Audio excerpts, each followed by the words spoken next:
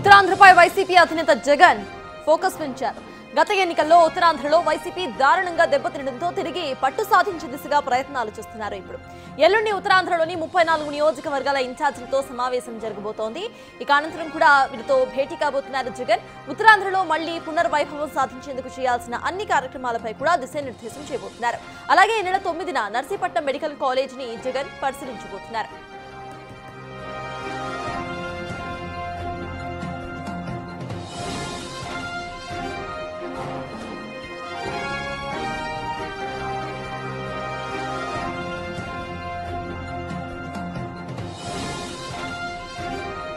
ఉత్తరాంధ్రపై YCP అధినేత Jagan focus చూపించారు. ఇదే అంశంపై పూర్తి డీటెయిల్స్ మా ప్రతినిధి శివన్ అడిగి తెలుసుకుందాం. శివ, చెప్పండి, ఇటు ఎస్పెషల్లీ ఉత్తరాంధ్రపై ఫోకస్ చేయటం అంటే నెక్స్ట్ ఎలక్షన్స్ టార్గెట్ గా ముందుకు వెళ్తోంది వైసీపీ అనుకోవాలా? అప్డేట్స్ ఏంటి?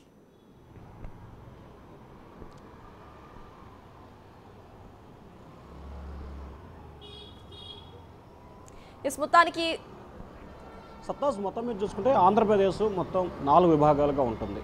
ఉత్తరాంధ్ర, కోస్తాంధ్ర, రాయలసీమ, ఉభయ గోదావరి జిల్లాలు.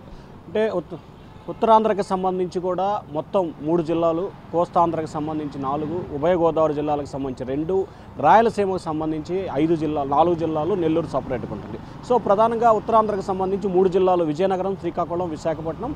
ఇక్కడ 34 నియోజకవర్గాలు ఉంటాయి. ఈ 34 నియోజకవర్గాల్లో గత ఎన్నికల్లో 2 అసెంబ్లీ స్థానాలని వైఎస్ఆర్సీపీ కైవసం చేసుకున్న పరిస్థితి కనిపించింది. ఒక పార్లమెంటు స్థానం, 2 ఎమ్మెల్యే స్థానాన్ని కైవసం చేసుకున్న వైఎస్ఆర్సీపీ రానున్న ఎన్నికలను దృష్టిలో పెట్టుకొని ఇప్పటి నుంచే వ్యూహాత్మకంగా అడుగులు వేయాలని చెప్పి నిర్ణయం తీసుకుంది. దానిలో భాగంగానే వైఎస్ఆర్సీపీ ఈ నెల 5వ తేదీన అంటే ఎల్లుండి ఆ పార్టీకి సంబంధించిన ఎమ్మెల్యేలతో, ఇన్ఛార్జీలతో, మాజీ మంత్రులతో, రీజనల్ కోఆర్డినేటర్లతో, జిల్లా అధ్యక్షులతో కీలకమైన సమావేశం నిర్వహించబోతున్నారు మాజీ సీఎం జగన్మోహన్ రెడ్డి. ఈ సమావేశానికి ఇప్పటికే 95 మందికి ఆహ్వానాలు అందినట్లు కూడా తెలుస్తూ ఉంది.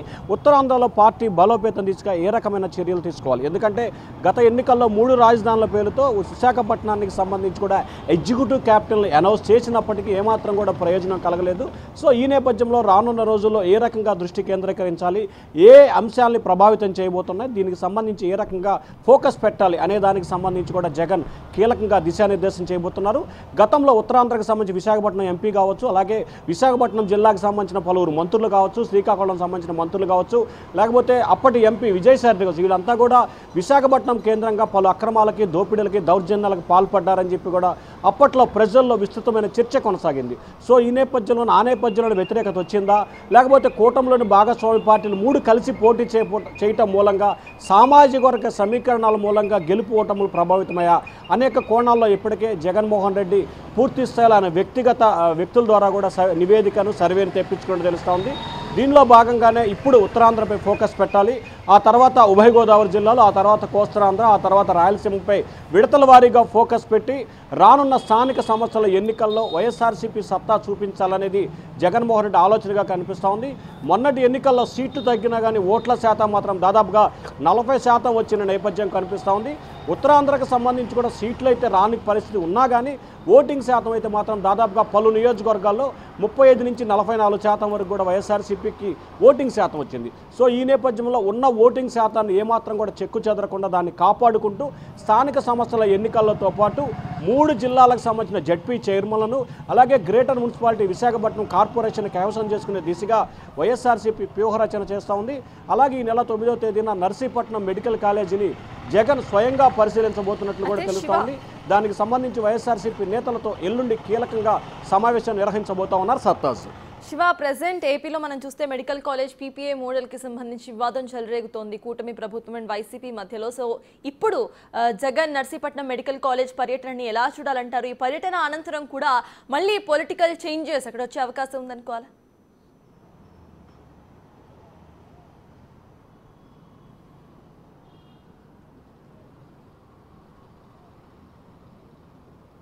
అంటే ఖచ్చితంగా ఇప్పటికే వైఎస్ఆర్సీపీకి సంబంధించి మెడికల్ కాలేజీని తమ హాయంలో ఒక్కొక్క జిల్లాకి ఒక్కొక్క మెడికల్ కాలేజీని కేటాయించాం. దాదాపుగా 17 మెడికల్ కాలేజీలకి శంకుస్థాపన చేశాం. 5 మెడికల్ కళాశాలకు సంబంధించి కూడా తరగతులు ప్రారంభించే దిశగా చర్యలు తీసుకున్నాం. మరొక 5 కళాశాలకు సంబంధించి దాదాపుగా 80% పైగా పనులు పూర్తి చేసి ప్రారంభానికి సిద్ధం చేసిన నేపథ్యంలో కూటమి సర్కార్ అధికారంలోకి వచ్చి సంవత్సరం 3 నెలల తర్వాత దాన్ని పబ్లిక్ ప్రైవేట్ ప్రాపర్టీ అంటే ప్రైవేటు భాగస్వామ్యంతో కేటాయించి పీపీపీ పద్ధతిని కేటాయించింది. దీన్ని వ్యతిరేకిస్తూ దీని ద్వారా వెనుకబడిన విద్యార్థులకు సంబంధించి అలాగే పేద విద్యార్థులకు ఇబ్బందులు పాలయ్యే అవకాశం ఉంది. ముఖ్యంగా ఉపాధి లేని ఉద్యోగులకు సంబంధించి కావచ్చు, వారి కుటుంబాలకు సంబంధించి కావచ్చు, పేద విద్యార్థులకు నష్టపోయే ప్రమాదం ఉంది. మెడికల్ అనేది వారికి అందరి ద్రాక్షగా మిగిలిపోయే పరిస్థితుంది కాబట్టి వారికి ఖచ్చితంగా మెడికల్ కాలేజీ చేయూతను ఇవ్వాలనేది వైఎస్ఆర్సీపీ ఆలోచనగా కనిపిస్తూ ఉంది. సో దానిలో భాగంగానే మెడికల్ కాలేజీని క్షేత్రస్థాయిలో ఉన్న వాస్తవ పరిస్థితిని సాక్షాత్తు మాజీ సీఎం జగన్మోహన్ రెడ్డి పర్యటించి అక్కడున్న పరిస్థితులను స్థితిగతులను అంటే తమ ప్రభుత్వం ఏ రకంగా మెడికల్ కాలేజీలపై ఫోకస్ పెట్టింది, ఇప్పటి ప్రభుత్వం ఏ రకంగా ఫోకస్ పెట్టింది, ప్రధానంగా నర్సీపట్నం మెడికల్ కాలేజీకి సంబంధించి దాదాపుగా పూర్తయిన నేపథ్యంలోనే దాన్నే ఎంచుకున్నట్లు కూడా తెలుస్తూ ఉంది. సో ఈ నేపథ్యంలోనే వీటన్నింటినీ బేరేజ్ వేసుకొని మెడికల్ కళాశాలలు ప్రైవేట్ పరం చేయటం వలన వచ్చే నష్టాలు ఏమిటి అనే అంశాన్ని బలంగా ప్రజల్లోకి తీసుకెళ్లాలనేది వైఎస్ఆర్సీపీ ఆలోచనగా కనిపిస్తూ ఉంది. రానున్న 5-6 నెలల పాటు ఇదే అంశాన్ని ప్రధానంగా ఆ పార్టీ ఒక మౌత్ పీస్గా కూడా వినియోగించుకునే అవకాశాలు స్పష్టంగా కనిపిస్తున్నాయి. రాష్ట్రంలో నర్సీపట్నంతో పాటు మరొక 2-3 మెడికల్ కాలేజీలు రాయలసీమలో ఒకటి, అలాగే కోస్తాంధ్రలో ఒకటి, ఉభయ గోదావరి జిల్లా ఒకటి, ఇట్లా ఒక్కొక్క ప్రాంతంలో ఒక్కొక్క మెడికల్ కాలేజీని ఈ 2-3 నెలల పాటు డిసెంబర్ చివరి నాటికి ఆయన స్వయంగా పరిశీలించి అక్కడున్న స్థితిగతులతో పాటు ఆ జిల్లాలో ఉన్న రాజకీయ పరిణామాలు, కూటమి సర్కార్ అవలంబిస్తున్న ప్రజా వ్యతిరేక విధానాల్ని ప్రజల్లోకి వివరించాలని చెప్పి జగన్ నిర్ణయించుకున్నారు. దానిలో భాగంగానే జగన్ దాదాపుగా సంవత్సరం 3 నెలల కాలంలో 1-2 ప్రోగ్రాంలు మినహా ఎక్కడా కూడా నిరసన కార్యక్రమాలు, ఆందోళన కార్యక్రమాల్లో పాల్గొన్న దాఖలాలు లేవు. కానీ ఇప్పుడు జగన్ స్వయంగా ఒక ఆందోళన కార్యక్రమానికి పిలుపునిచ్చారు. అది కూడా ప్రైవేట్ కళాశాలకు తరలించడాన్ని, మెడికల్ కళాశాలని ప్రైవేటు కేటాయించడానికి ప్రభుత్వ నిర్ణయాన్ని వ్యతిరేకిస్తూ జగన్ ఈ కార్యక్రమానికి శ్రీకారం చుట్టబోతున్నట్టు తెలుస్తా ఉంది. సత్తాజ్. Thank you Shiva.